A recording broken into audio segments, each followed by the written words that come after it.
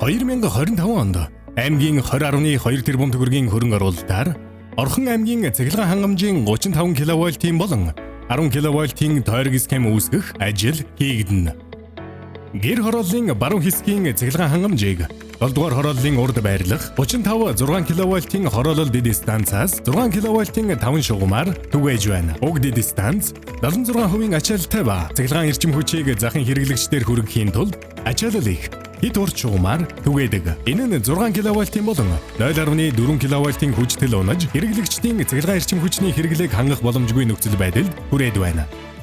Иймд 35 10 кВт-ийн Чингэлдэд станцаас үргэлжлүүлэн 2025 оны орон нутгийн төсвийн хөрөнгө оруулалтаар 35 кВт-ийн 18 км цахилгаан дамжуулах агаарын шугамыг 35 10 кВт-ийн 2 хэрцгэн 16 МВт чадалтай дэд станцын хамтаар Даваат багийн нутагт барих ба тус дэд станцад одоо байгаа цахилгаан дамжуулах шугам болон дэд станцыг шилжүүлэх ажлыг 2025 онд хийж гүйцэтгэхээр төлөвлөд байна.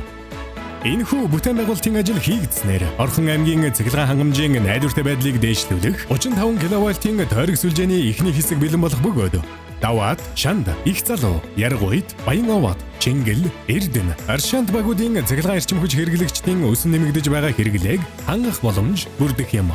Мөн Орхон аймгийн цахилгаан хангамжийн найдвартай байдлыг сайжруулах 10 кВт-ийн тойрог сүлжээ үүсгэх ажил нь 2025 оны орон нутгийн төсвийн хөрөнгө оруулалтаар хийгдэх бөгөөд 35 кВт-ийн тойрог сүлжээ болон одоо байгаа цахилгаан шугам сүлжээний горим ажиллагаатай холбогдсон ажиллах төсөл юм. Уг төслийн хүрээнд Баян-Болог, Их залуу, Эрдэнэ багуудын нутаг дэвсгэрт 10 кВт-ийн ээж бүрэн 3 хуваарлах байгууламжийг шинээр ашиглалтанд оруулж тэдгээрийг холбосон 10 кВт-ийн 24.8 км цахилгаан дамжуулах кабель шугамыг барих ажил хийгдэнэ. 10 кВт-ийн тойрог сүлжээг үүсгэснээр хэрэглэгчдийн хүчтлийн уналтыг бууруулж стандарт хүчтэлтэй болох ба аваар саатал гарах, урсгал засвар гүйцэтгэх тохиолдолд хэрэглэгчдийг удаан хугацаагаар таслах шаардлагагүй болж эрчим хүчний тасралтгүй найдвартай байдлыг хангах юм.